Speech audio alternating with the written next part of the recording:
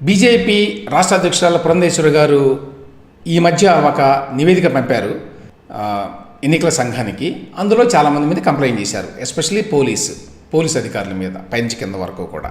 అయితే దాని మీద ఇప్పుడు భారత ఎన్నికల సంఘం వాళ్ళు మీ కామెంట్స్ పంపించడం దీని మీద అని చెప్పి రాష్ట్ర ప్రధాన ఎన్నికల అధికారికి ముఖేష్ కుమార్ మీనా గారికి ఒక లేఖ రాశారండి. సో పురంధేశ్వరి ఫిర్యాదుపై తక్షణమే నివేదిక పంపండి అని చెప్పి ఈనాడులో ఒక వార్త వచ్చింది.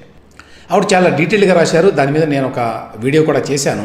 చాలామంది అధికారుల మీద ఆవిడ చాలా డీటెయిల్ ఇన్ఫర్మేషన్ ఇచ్చారు. ఏ విధంగా వీళ్ళు అధికార వైకాపాకి తొత్తులుగా వ్యవహరిస్తున్నారు, వీళ్ళ మీద ఉన్నటువంటి ఆరోపణలు ఏంటి, వీళ్ళు ఏ విధంగా ఎన్నికల నియమాలని నిబంధనల్ని ఉల్లంఘిస్తున్నారు అని చాలా డీటెయిల్డ్గా ఆవిడ ఇచ్చింది.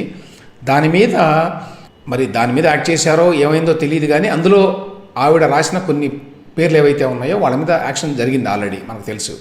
అయితే అందులో ప్రధానమైన ఆరోపణ ఏంటంటే డీజీపీ సిఎస్ కూడా జగన్మోహన్ రెడ్డి గారి ఆయన కులము, ఆయన జిల్లా, ఆయన అనుయాయులుగా ప్రవర్తిస్తున్నారు అనేది మెయిన్ పాయింట్. వారితో పాటు ఈ ఇంటెలిజెన్స్ చీఫ్గా ఉన్నటువంటి పిఎస్ఆర్ ఆంజనేయులు గారు, అలాగే ఐజీగా ఉన్నటువంటి కొల్లి రఘురామరెడ్డి గారు, ఇట్లాంటి వాళ్ళందరి మీద రాశారండి. మద్యం సరఫరాలో వాసుదేవరెడ్డి గారి పాత్ర, బేవరేజ్ కార్పొరేషన్ అని ఉంది, దానికి వాసుదేవరెడ్డి గారిని ఒక ఆయన్ని తెచ్చుకొని పెట్టుకున్నారు బయట నుంచి. ఆయన ఆధ్వర్యంలోనే మొత్తం ఈ లిక్కర్ బిజినెస్ అంతా నడుస్తోంది. ఆయన మీద కూడా ఆవిడ రాశారు. ఈ విధంగా చాలా డీటెయిల్గా రాశారు. 8-9 పేజీలు ఉంది ఆ లేఖ. దాని మీద కామెంట్స్ అడిగారు ఎవరు, ఎలక్షన్ కమిషన్ ఆఫ్ ఇండియా వారు, ఇక్కడ రాష్ట్రంలో ఉండేటువంటి ఎన్నికల సంఘాన్ని. ఈయన ఆ కామెంట్స్ రాయాలి ఏమని, డీజీపీ గారు ఈ చేసిన ఆరోపణలో ఎంత వాస్తవం ఉంది, ఎంత లేదు.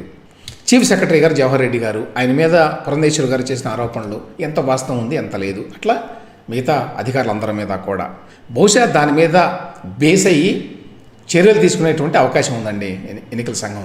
గత కొద్ది రోజులుగా వస్తున్న వార్త ఏంటంటే మోస్ట్ ప్రాబబ్లీ చీఫ్ సెక్రటరీగా ఉన్నటువంటి జవహర్ రెడ్డి గారు, డీజీపీగా ఉన్నటువంటి ఇన్ఛార్జ్ డీజీపీగా ఉన్నటువంటి రాజేంద్రనాథ్ రెడ్డి గారు, వీళ్ళిద్దరిని మార్చేటువంటి అవకాశాలు కనిపిస్తున్నాయని చెప్పి గత 4-5 రోజులుగా సమాచారం.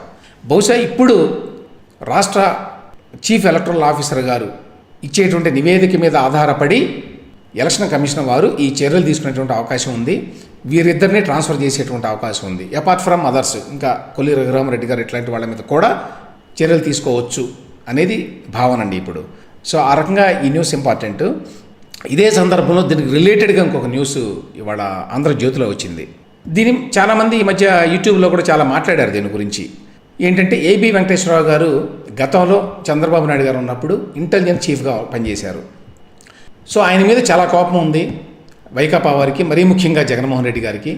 సో అధికారంలోకి రాగానే ఆయన్ని కొన్ని ఆరోపణలు చేసి సస్పెండ్ చేశారండి. 5 ఏళ్ళు అయిందండి సస్పెండ్ చేసి. అంటే మన వ్యవస్థలు ఎట్లా నడుస్తున్నాయని చెప్పడానికి పెద్ద ఉదాహరణ ఇది. ఏబి వెంకటేశ్వరరావు గారి మీద కొన్ని ఆరోపణలు చేశారు. అంటే బయటికేమో దేశద్రోహం చేశారు, అది చేశారు, ఇది చేశారు చాలా మాట్లాడారు. కానీ యాక్చువల్గా ఆయన సస్పెండ్ చేసిందేమో చాలా అక్రమం జరిగింది, ఒక అవినీతి జరిగింది ఒక పరికరాల కొనుగోలులో అనేది ఒకటే పెట్టారు. ఎందుకంటే బయట మాట్లాడినవన్నీ కూడా రాయలేరు కదా, అందులో అర్థం లేని ఆరోపణలన్నీ. సో అవి చేశారు. ఆ తర్వాత దాని మీద ఏబి రావు గారు దాన్ని ప్రశ్నించారంటే అసలు ఆ పరికరాలే కొనలేదు, కొనని పరికరాలకి దానికి లంచం ఎట్లా తీసుకుంటారు, లేకపోతే కొన్న పరికరాల్లో అవినీతి ఎట్లా జరుగుతుంది, దాని మీద సమాధానం చెప్పాలి. ఇంతవరకు 4.5 ఏళ్ళు అయింది దాదాపుగా. ఇంతవరకు మరి జగన్మోహన్ రెడ్డి గారి ప్రభుత్వం అసలు కొనని పరికరాల మీద దాంట్లో అవినీతి జరిగింది, అక్రమం జరిగిందని ఎట్లా చెప్తారు? ఇంకో ఇంపార్టెంట్ పాయింట్ ఏమిటంటే అసలు ఏబి వెంకటేశ్వరరావు గారు ఇంటెలిజెన్స్ చీఫ్గా ఉన్నాడు. ఈ can only send proposals.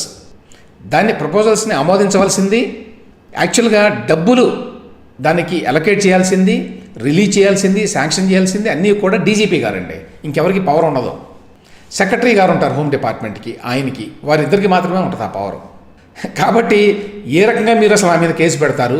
First of all పరికరాలు కొనలేదు, మీరు చెప్పేటువంటివి ఏవి కూడా ఇజ్రాయెల్ నుంచి. రెండవదేమో అసలు నాకు అధికారమే లేదు కొనడానికి, నేను సంతకం పెడితే డబ్బులు ఇచ్చేవాళ్ళు ఎవరు ఉండరు.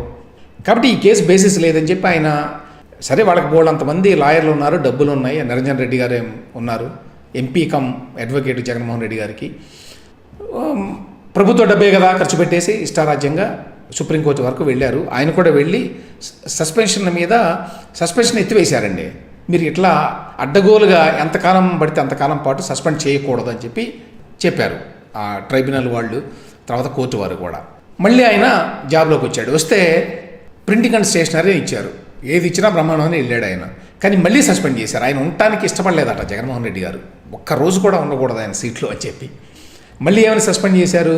మీరు క్రమశిక్షణ ఉల్లంఘించారు, ఏదో ప్రెస్ మీట్ మాట్లాడారు అని. అంత చిన్న కారణం మీద సస్పెండ్ చేసి కంటిన్యూ చేస్తున్నారండి ఇప్పటికీ. ఆ జీతం కూడా ఇవ్వరు పూర్తిగా ఈ సస్పెన్షన్ కాలంలో, దాన్ని తేల్చరు. ఈ లోపల ఏం చేశారు, అసలు ఈయన ఘోరమైన నేరాలకు పాల్పడ్డాడు కాబట్టి ఈయన డిస్మిస్ చేయాలని కేంద్ర హోంశాఖకి వీళ్ళు లేఖ రాశారు. జగన్మోహన్ రెడ్డి గారు ప్రభుత్వం వాళ్ళ మనుషులందరూ వెళ్ళి చాలా ఒత్తిడి తీసుకొచ్చారు. అక్కడ విజయసాయిరెడ్డి గారు ఇట్లాంటి వాళ్ళంతా ఉంటారు కదా, వాళ్ళ రిప్రజెంటేటివ్స్, వీళ్ళంతా వెళ్ళి ఢిల్లీలో బాగా పలుకుబడి ఉంది, క్లౌట్ ఉంది, ఇన్ఫ్లుయెన్స్ ఉంది, చేశారు. అయితే ఎంతైనా కూడా కొన్ని మినిమం రిక్వైర్మెంట్స్, మినిమం ప్రోటోకాల్స్ ఉంటాయి కదండి. వాళ్ళు ఇదంతా చూసి అసలు మీరు ఏం ఆరోపణ చేస్తున్నారు, ఆరోపణలకు ఆధారాలు ఏంటి, ఆ ఆరోపణ మీద ఆయన వెర్షన్ ఏంటి, ఇవన్నీ ఉండాలి కదా. ఏమీ లేకుండా డిస్మిస్ చేయండి అని ఒక లేఖ రాస్తే ఎట్లా డిస్మిస్ చేస్తాం ఒక ఆల్ ఇండియా సర్వీస్ అధికారిని అని చెప్పి వెనక్కి పంపించారు.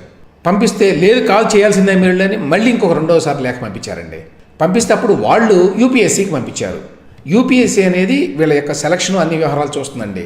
ఆల్ ఇండియా సర్వీస్ అధికారులు, ఐపీఎస్ కావచ్చు, ఐఏఎస్ కావచ్చు, ఇతర ఆల్ ఇండియా సర్వీస్ అధికారులు కావచ్చు.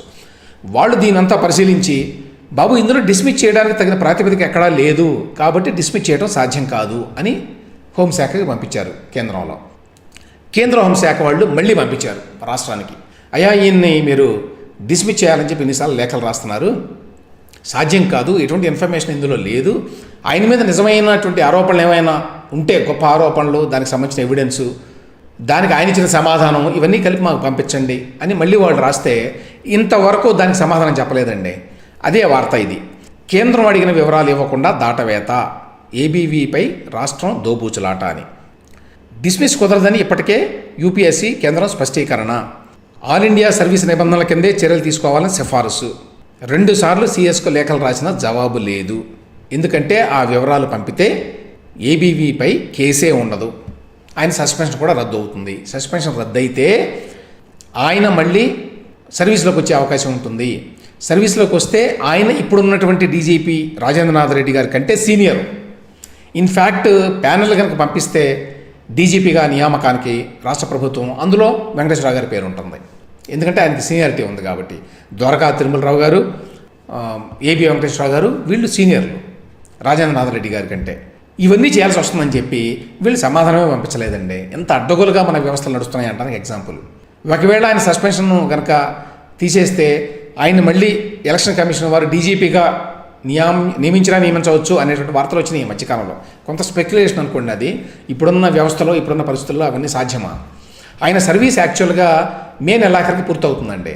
కాబట్టి ఈ లోపల యాక్చువల్గా ఆయన మీద సస్పెన్షన్ కనుక ఒకవేళ ఎత్తివేస్తే, కానీ జోక్యం చేసుకోవాలి కేంద్ర ప్రభుత్వం కానీ మరి ట్రైబ్యునల్స్ కానీ ఎవరేం జోక్యం చేసుకోవట్లేదు. బహుశా ఆయన కూడా బోర్డంత డబ్బులు ఖర్చు పెట్టారని వదిలేశారు, ఇంకా జరిగినప్పుడు జరుగుతుంది న్యాయం అని. కానీ ఎంత అన్యాయం, అక్రమం జరుగుతుందో చూడండి అందరి కళ్ళ ముందే పట్టపగలే.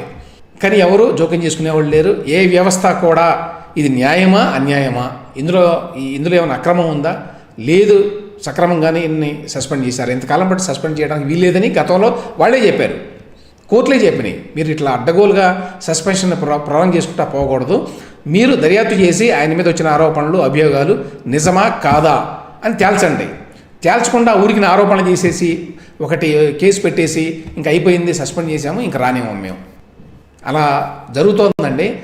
జగన్మోహన్ రెడ్డి గారు ఇట్లాంటివి ఇంకొకసారి కనుక అధికారంలోకి వస్తే అడ్డదిడ్డంగా చేస్తాడు. ఎందుకంటే ఫస్ట్ టర్మ్లోనే ఈ విధంగా చేసి ఆయన సక్సెస్ అయ్యాడు. మన వ్యవస్థలు అంత వీక్ అయిపోయినాయి, అంత బలహీనం అయిపోయినాయి. ఇంకొకసారి వస్తే అసలు జగన్మోహన్ రెడ్డికి ఎదురు చెప్పేవాళ్ళు ఎవరన్నా ఉంటే, ఏ అధికారి కావచ్చు, ఏ వ్యవస్థ కావచ్చు, దాన్ని సర్వనాశనం చేస్తారండి, డెమాలిష్ చేస్తారంతే. అలా ఉంది పరిస్థితి.